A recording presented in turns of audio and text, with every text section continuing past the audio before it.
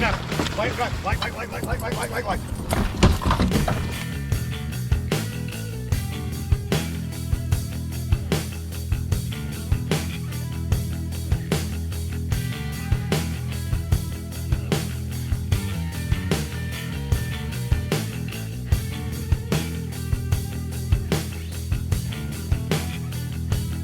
All right, guys, Lake X topwaters. It doesn't get much more exciting than catching muskies on topwaters, and Lake X knows how to put them in the boat. Now, one trick you're going to need to use when you're fishing topwaters, like a fat bee, little bee, the Dr. Evil, whatever it might be, is pair it with a good leader that has a nice swivel. So this is an 18-inch Musky Shop fluorocarbon leader. This is going to be a great leader for your all purposes, much less topwater.